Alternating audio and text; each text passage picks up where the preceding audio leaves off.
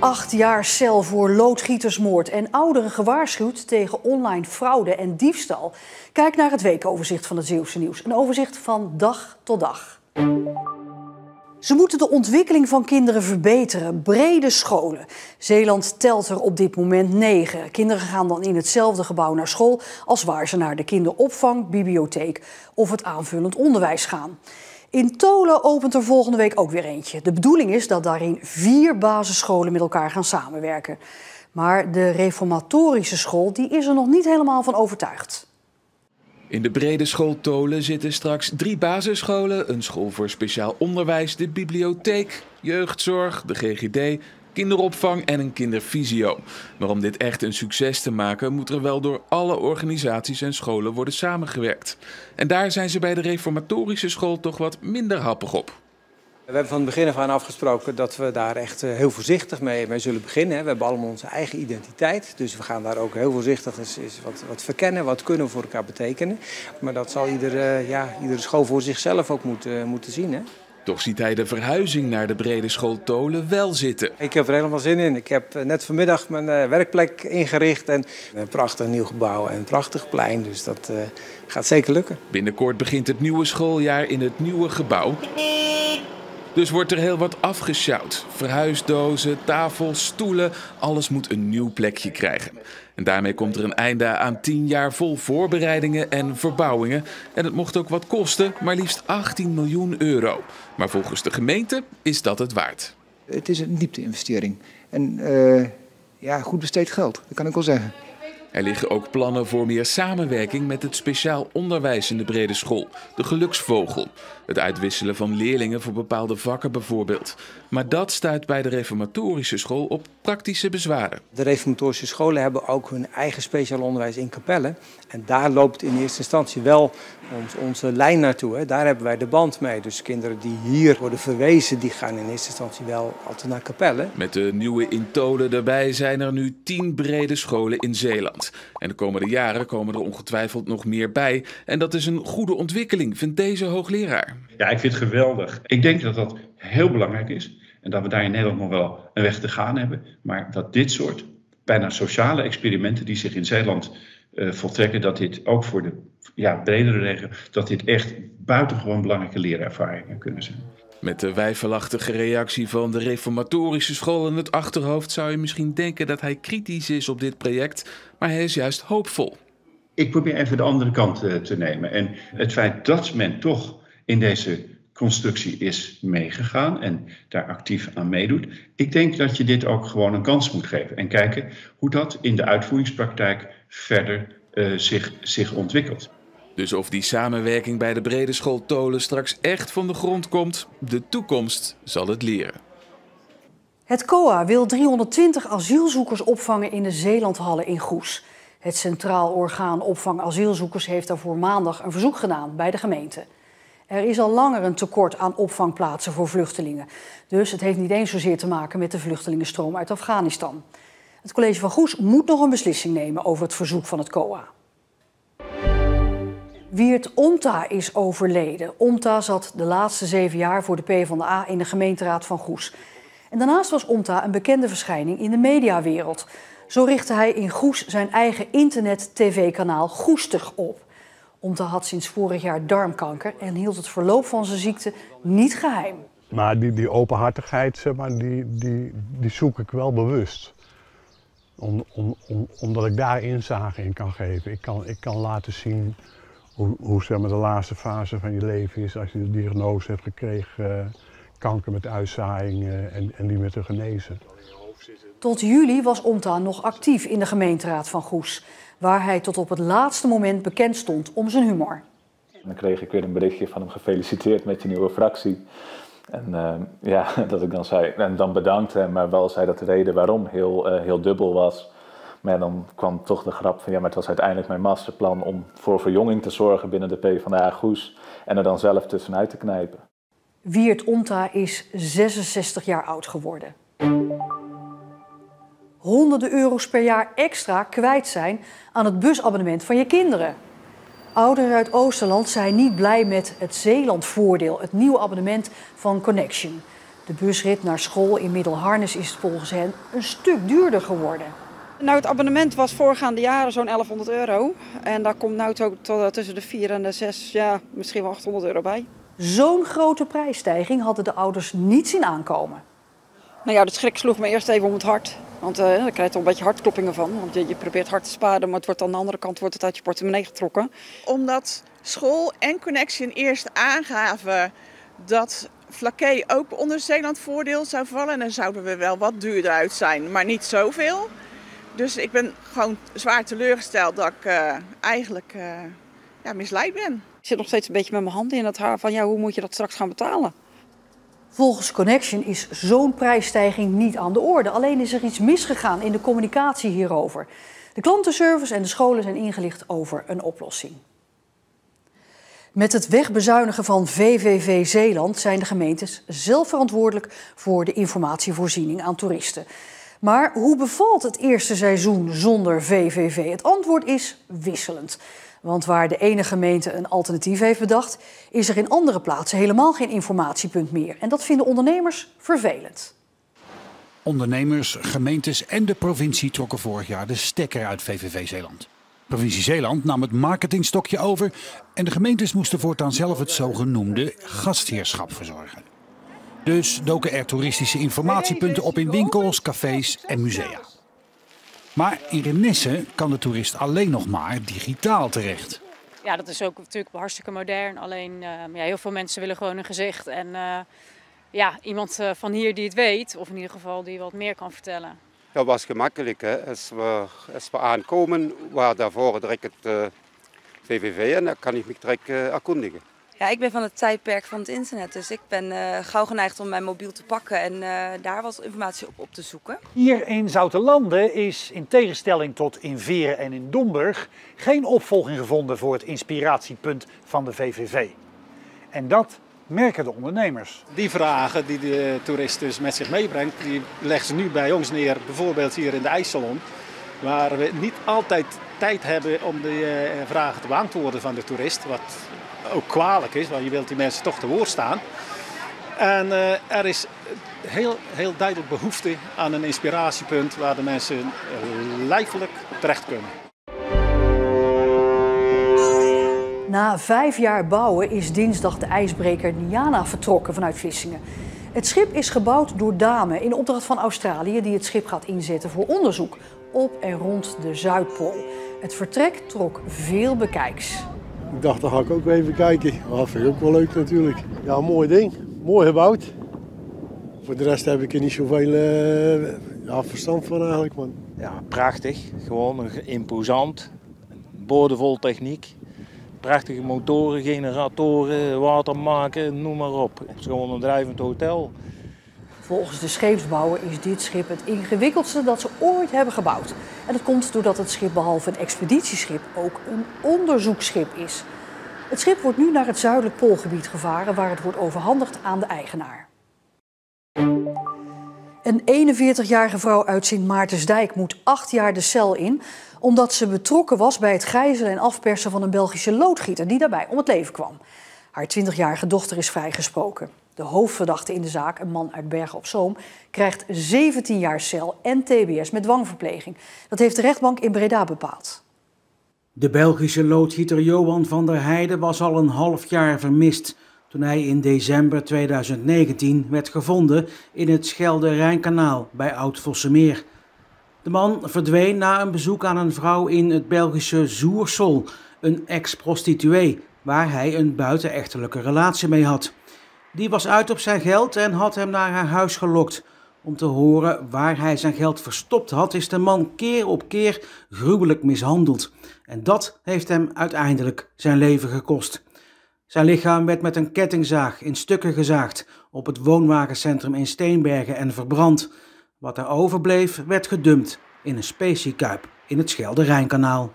De moeder uit Sint Maartensdijk is veroordeeld tot een celstraf van 8 jaar voor haar rol in dit drama. Haar dochter wordt niet veroordeeld door de rechtbank. Zij is vrijgesproken voor de medeplichtigheid aan de ontvoering en aan de diefstal met geweld.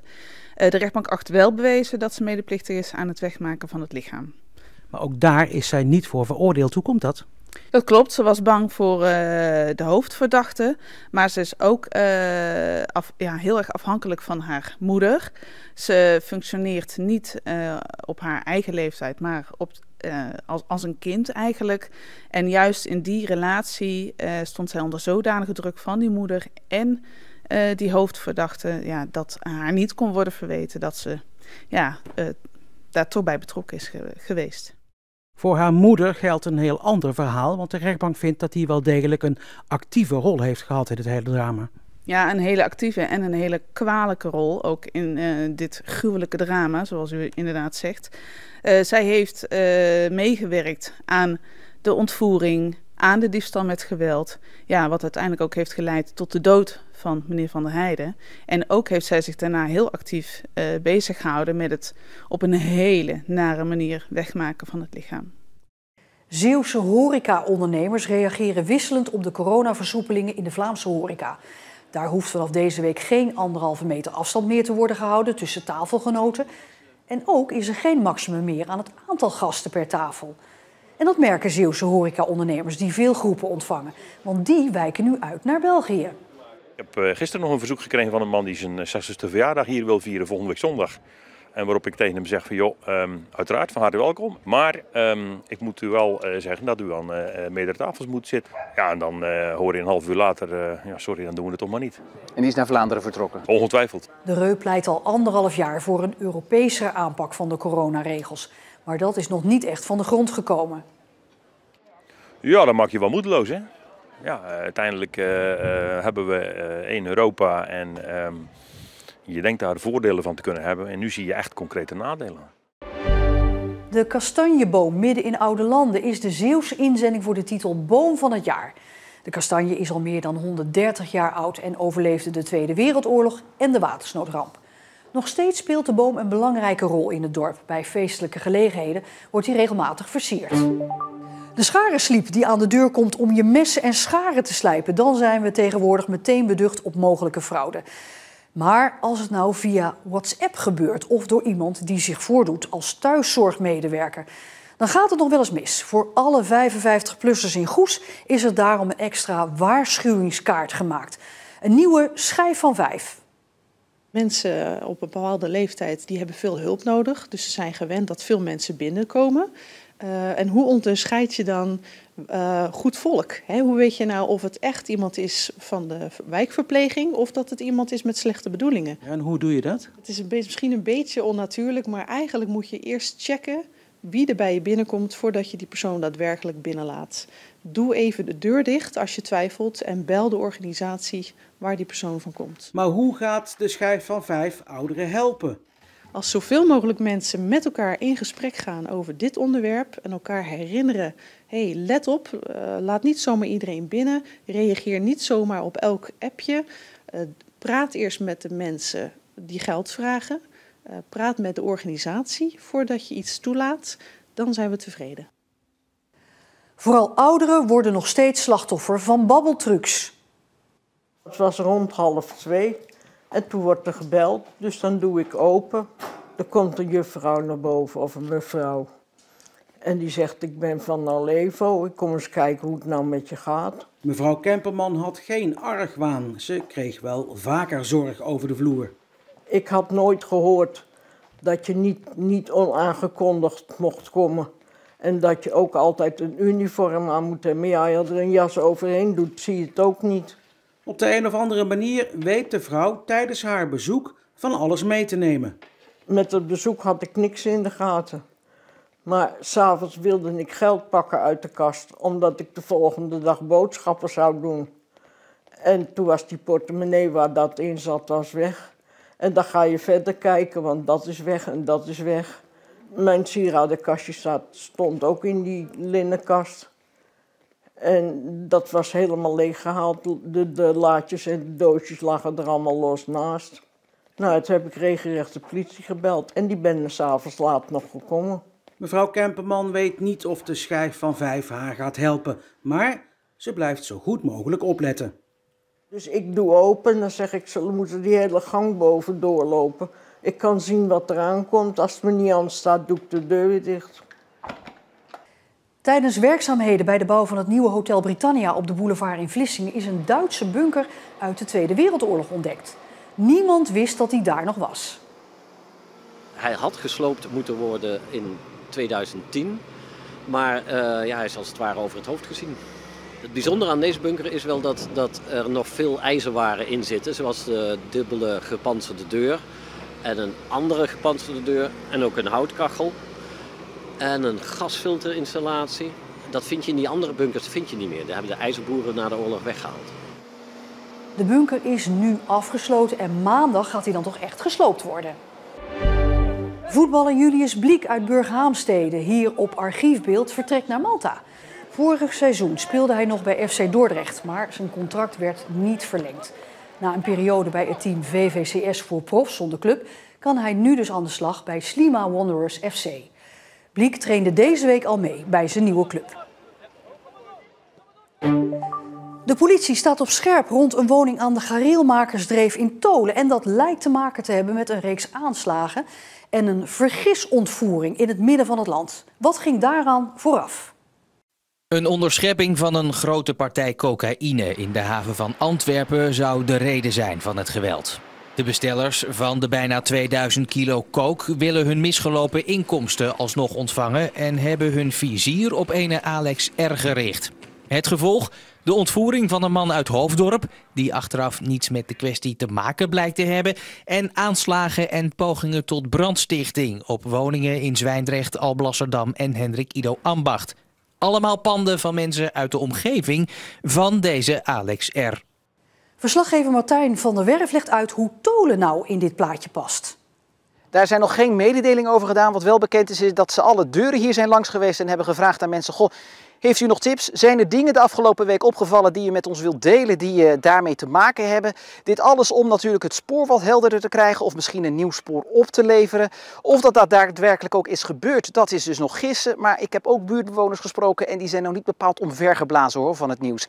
Ze waren eigenlijk meer geschrokken van de politieagenten die ineens voor de deur stonden met wat vragen. Want de man en vrouw hier achter mij wonen al 30 jaar hier in het buurtje. Niet dat ze heel erg sociaal waren met de buurt, maar als er een gesprekje was, was dat gewoon aardig, vrolijk, vriendelijk. Men wist ook wel dat hij niet helemaal zuiver op de graad zou zijn en dat hij actief was in de drugswereld of actief is in de drugswereld. Er zijn in de afgelopen jaren ook wel wat incidenten geweest. Zo is een aantal jaar geleden zijn auto nog voor de deur in brand gestoken. En dus daar bleef het wel bij. En ze schrikken ook wel een klein beetje, ze trekken een wenkbrauw op als ze horen met wat voor incidenten hij in verband wordt gebracht, maar dan als slachtoffer.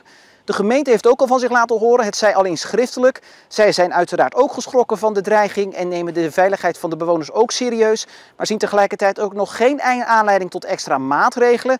Daarvoor wachten ze de zogenoemde bestuurlijke rapportage af van de politie met het verzoek tot extra maatregelen. Dan moet je denken aan het misschien plaatsen van de beveiligingscamera in de voortuin of het verzegelen van de woning, het sluiten van de woning voor een paar weken.